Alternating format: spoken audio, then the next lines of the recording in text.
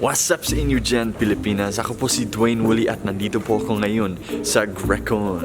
Ang GRECON po ay Grains Retailers Confederation of the Philippines. Isa po itong corporate event na i-host ko ngayong gabi. Pagdating sa mga corporate event, marami po talaga ang mga guests natin. So ngayong gabi, mga nasa 700 plus siguro. Malaking dangal po ito na ako ang pinili nilang host. And we have our camera woman here, Shanta. Yes.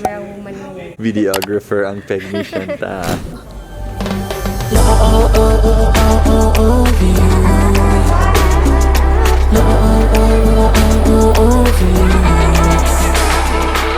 You're beautiful, shine like a star. You got me falling slowly, and I'm crashing into you.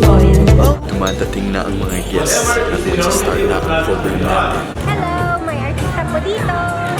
Bless everyone. Good evening. Oh my God! Ayun, kasama na ako sa vlog. Narinig mo kayo ng real green. Exciting kasi Senator Binay will be here tonight. I'm going to teach you how to speak in the Australian accent before we get started, okay? I don't want anyone to misunderstand what I say. So in American English, when you pronounce ER, you pronounce it So for example, the word mother is mother. In Australia, we don't pronounce ER. So the word mother becomes mother. Mother. Who wants to try and say that?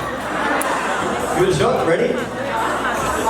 Mother, yeah. Palakpakan po natin yan, ladies and gentlemen. Alright. Huwag kayong mag-alala, marunong din ako mag-Tagalog, okay? Para mag-nosebleed dito, okay? Doon na ba yung mga Bisaya din karong gabi? Taas kamot. Lagang Bisaya? Hindi. May na ba mga waray-waray didiyang ng gabi? Maupay liwat. Naimbag asardam sa mga kapusatong Ilokano dyan. Ayan. Woo! Alright. Kakanta ako sa Tagalog. Gusto niyo ba? Yeah? Okay, let's do it. Alright. DJ, I'm gonna have you play that song. Pero dahil foreigner ako, I'm going to get you to help me sing this song. Dapat mas magaling kayo kaysa sa akin. Tagalog naman to eh. Filipino kayo. Ako, 100% Australian. Ang pag-ibig ay sadyang ganyan. Tiwala sa isa't isa'y kailangan. Dati mong pag-ibig wala ako. Pakialam, pagkat mahal kita, kailan pa man. Ikaw na ate. Ready?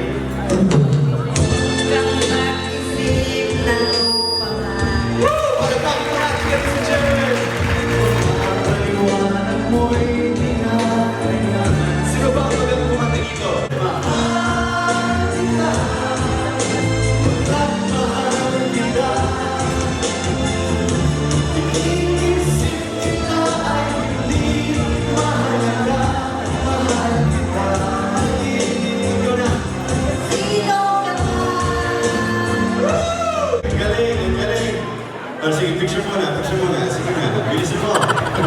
Dami naghihintay, ha? So, nandun tayo dito ngayon. Ayan. Alright, ladies and gentlemen, it's my pleasure this evening to welcome some very special guests I have here on the back of my papel. I'd like us to face our eyes to the back doorway here. Please put your hands together. Palakpakan po natin si PRO Orlando Manuta, ladies and gents.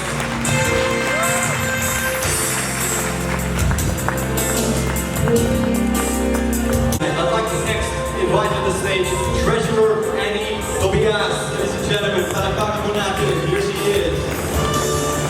Next up, ladies and gentlemen, Vice President of Luzon, Senator Liv. Last but definitely not least, ladies and gentlemen, our President James Magbanwa and Senator Nancy Binay. Big round of applause, ladies and gentlemen.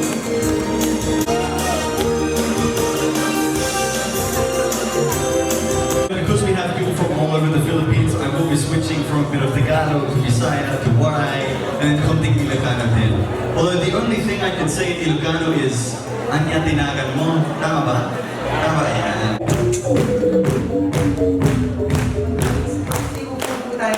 Sana natin kakalimutan na let us all be nice to each other. Muli po, magandang gabi po sa inyo. I'd like to invite to the stage for a dance performance this evening, Region 1. Region 1, ladies and gentlemen. Palakpakan mo natin yan! Woo!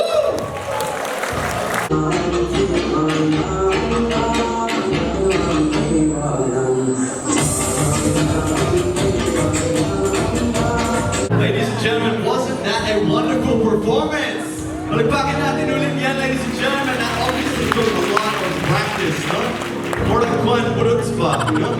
Speaking in Bisaya, we are now heading to the Visayas region, ladies and gentlemen. We are now heading over to Bicol, region number 5. Sino ba dito ang marunong magluto ng Bicol Express?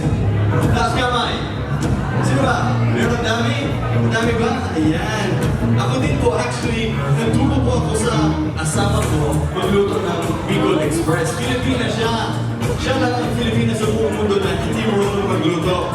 Ako ang nagturo sa kanya, ang partner, ha? And my mistake, it is not region number 5, we are moving from region number 6. Mga Hiligaynon, mga Bacolod. Ginaabi-abi ko kamantanan na subong sa celebration. Alright.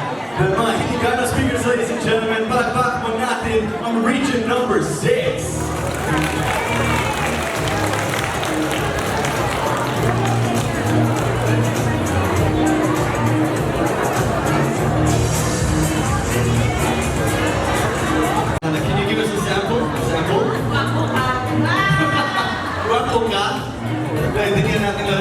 Say something in Ilokano na hindi maintindihan ng mga Tagalog Bisaya speakers. Laka. Palakpakan mo natin, ladies and gentlemen, ang Capital is Region 6.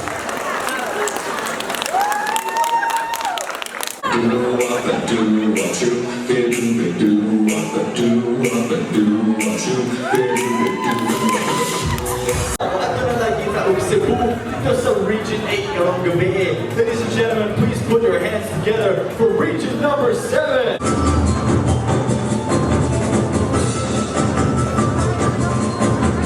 Ladies and gentlemen, we have come to a portion of the evening where we are going to hear from a very special guest we have tonight. It is my honor and privilege to welcome to the microphone for a message the Governor of the Province of Ilocos Norte, the Honorable Maria Imelda Josefa Imee Marcos. Ladies and gentlemen, a big round of applause, please. The Governor of the Province of Ilocos Norte, the Honorable Maria Imelda Josefa Imee Marcos. Ladies and gentlemen, a big round of applause, please.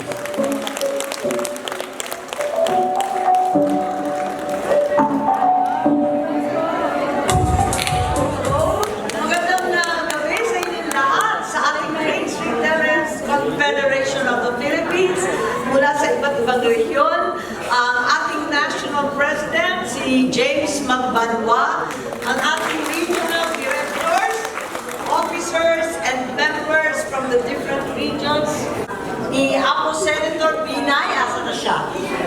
Oh, there she is! Ayan, kanina nakakahinahana. Ang laki ng dago pag tumaas ang presyo ng bigas. Kaya sana, kayo na ang mauna na tumulong, maibalik at maisaayos, ipaplano at i-project ang sadyang kinakailangan ng ating magsasaba, saka sabay ng ating mga mamimili. Paano? Okay.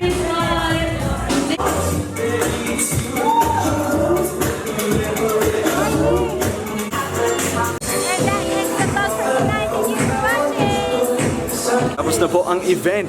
Na-enjoy ka? Yes. Pagkatapos na event, paos ako. Jen, say hi to the vlog. Maraming salamat po sa panonood. Kita-kits sa sunod na video ng Twanta. Bye-bye.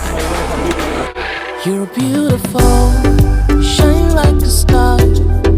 You got me falling. Kumusta kayo dyan, Pilipinas? Introducing for the very first time in history, Mr. and Mrs. Tang. My name is Dwaine. I come all the way from the land down under, which is Australia. Teka, bakit ba ako nag-English? Tagalog na lang tayo. Kasi Pilipinas tayo, di ba?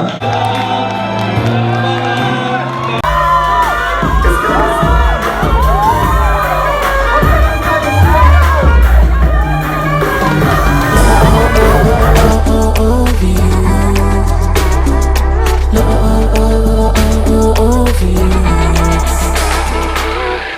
beautiful, shine like a star.